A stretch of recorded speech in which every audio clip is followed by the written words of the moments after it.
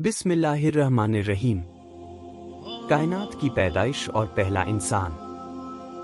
हज़रत आदम अलैहिस्सलाम के बारे में कुरान मजीद ने जो हकीकतें बयान की हैं, उनके तफसीली तज़किरे से पहले यह साफ हो जाना ज़रूरी है कि इंसान के आलमे वजूद में आने का मसला आज इल्मी निगाह से बहस का एक नया दरवाज़ा खोलता है। यानी बदलाव का यह दावा है कि मौजूदा इंसान अपनी शुरुआती पैदाइश ही से इंसान पैदा नहीं हुआ,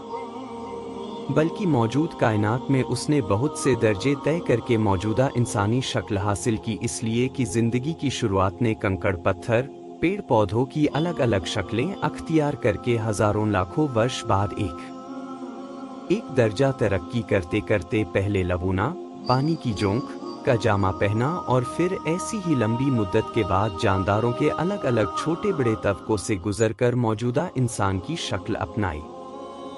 और मजहब यह कहता है कि कायनात के पैदा करने वाले ने पहला इंसान हज़रत आदम की शक्ल ही में पैदा किया और फिर उसकी तरह एक हमजिन्स मखलूक हव्वा को वजूद देकर दुनिया में इंसानी नस्ल का सिलसिला कायम किया। और यही वह इंसान है जिसको कायनात के पैदा करने वाले ने तमाम पैदा की हुई चीज़ों पर बरतरी और बुजुर्गी अता फरमाई और अल्लाह की अमानत का भारी बोझ उसका सुपुर्द फरमाया और कुल कायनात को उसके हाथ में सधाकर अल्लाह के खलीफा और नायब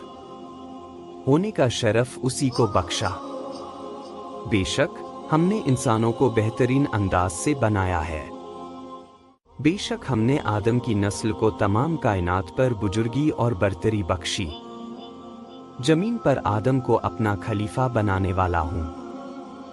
हमने अमानत के बोझ को आसमानों और जमीन पर पेश किया तो उन्होंने यानी कुल कायनात ने अल्लाह की अमानत के बोझ को उठाने से इनकार कर दिया और इससे डर गए और इंसान ने उस भारी बोझ को उठा लिया।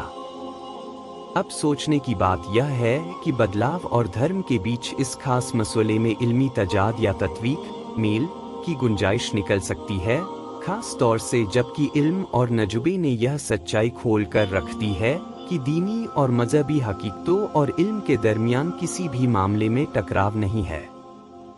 अगर जाहिरी सतह पर कहीं ऐसा नजर भी आता है तो वह इल्म की हकीकतों के छुपे होने की वजह से नजर आता है, क्योंकि बार बार यह देखा गया है कि जब भी इल्म की छुपी हकीकतों पर से पर्दा उठा तो उसी वक्त तक ज्ञात भी जाता रहा और वही हकीकत निखर कर सामने आ गई जो अल्लाह की वही के जरिए जाहिर हो चुकी थी। दूसरे लफ्जों में कह दीजिए कि इल्म और मजहब के दरमियान अगर किसी वक्त भी तजाद नजर आया तो नतीजे के तौर पर इल्म को अपनी जगह छोड़नी पड़ी और अल्लाह की वही का फैसला अपनी जगह अटल रहा। इस बुनियाद पर इस जगह भी कुदरती तौर पर यह सवाल सामने आ जाता है कि इस खास मसले में हकीकते हाल क्या है और किस तरह है। जवाब यह है कि इस मामले में भी इल्म और मजहब के दरमियान कोई टकराव नहीं है, अलबत्ता यह मसला चूंकि बारीक और अच्छी बातें अपने भीतर समाये हुए है, फिर भी यह हकीकत इस जगह हमेशा नजरों में रहनी चाहिए कि पहला इंसान जो कि मौजूदा इंसान की नस्ल का बाबा आदम है, भले ही तरक्की के नजरिए के मुताबिक दर्जा दर्जा इंसानी शक्ल तक पहुंचा हो या पैदाइश की शुरुआत ही में इंसानी शक्ल में वजूद में आया हो, इल्म और मजहब दोनों का इस पर इत्तिफाक है कि मौजूदा इंसान ही इस कायनात की सबसे बेहतर मखलूक है और अक्ल और सूझबूझ का ढांचा ही अपने अमल और किरदार के लिए जवाबदेह है और दस्तूर व कानून का मुकल्लफ है, या इस तरह समझ लीजिए कि इंसानी किरदार और उसके इल्मी और अमली साथ ही अखलाकी किरदार को देखते हुए इस बात की कोई अहमियत नहीं है कि इसके पैदा होने, ढलने और वजूद की दुनिया में आने की तफसील क्या है, बल्कि अहमियत की बात यह है कि इस पैदा हुई दुनिया में उसका वजूद यूं ही बेमतलब और बेमकसद है या उसकी हस्ती अपने भीतर बहुत बड़ा मकसद लेकर वजूद में आई है। क्या उसके अफ़ाल व अक़वाल और किरदार व गुफ्तार, कर्मकथन, चरित्र आचरण के असरात प्रभाव बहुत अधिक हैं? क्या उसकी मादी और रूहानी कुदरतें सब की सब बेकार और बेनतीजा हैं या कीमती फलों से लदी हुई और हिकमत से भरी हुई हैं? और क्या उसकी जिंदगी अपने भीतर कोई रोशन व ताबनाक हकीकत रखती है और घोर अंधेरे वाले मुस्तकबिल का पता देती है और उसका माजी व हाल अपने मुस्तकबिल को नहीं जानता? बस अगर इन हकीकतों का जवाब नहीं में नहीं बल्कि हाँ में है तो फिर कुदरती तौर पर यह मानना ही होगा कि उसकी पैदाइश की कैफियत दशा पर बहस की जाए, उसके वजूद के मकसद पर पूरी निगाह रखी जाए और यह मान लिया जाए कि पैदा की हुई चीज़ों में सबसे बेहतर हस्ती का वजूद बेशक बड़े मकसद का पता देता है और इसलिए उसकी अखलाकी कदरों का ज़रूर कोई मसले आला बड़ी नज़ीर और उसकी पैदा करने का कोई मकसद है। कुरान पाक ने इसीलिए हज़रत इनसे मुतालिक पॉजिटिव और निगेटिव हर दो पहलू को वाजह करके इंसानी हस्ती के बढ़तपन का ऐलान किया है और बतलाया है कि कायनात के पैदा करने वाले और बनाने संवारने वाले की कुदरत में इंसान की पैदाइश सबसे बेहतर का दर्जा रखती है और इसी वजह से वह तमाम कायनात के मुकाबले में बड़े होने और अजीम होने का हकदार है और अपने कामों और तरीकों की वजह से बेहतर।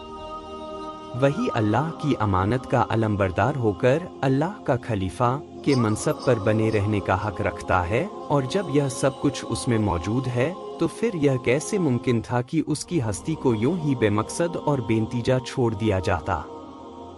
क्या लोगों इंसानों ने यह गुमान कर लिया है कि वे बेमकसद छोड़ दिए जाएंगे?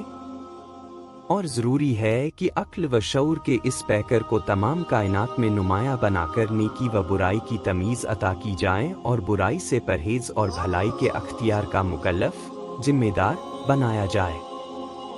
अल्लाह ताला ने इंसान को पैदा किया और फिर हमने इंसान को दोनों रास्ते नेकी और बुराई दिखाए। गर्ज कुरान मजीद की और दावत भलाइयों को करने और बुराइयों को रोकने और वह हिदायत का मुखातब और शुरू और आखिर का वह मरकज सिर्फ यही हस्ती तो है जिसको इंसान कहते हैं और यही वजह है कि कुरान ने पहले इंसान की पैदाइश की कैफियतों और तफसीलों को नज़रअंदाज करके उसके शुरू और आखिर को ही यह अहमियत दी है। खिरदमंदों से क्या पूछूं कि मेरी इब्तिदा क्या है, कि मैं इस फिक्र में रहता हूँ मेरी इंतहा क्या है।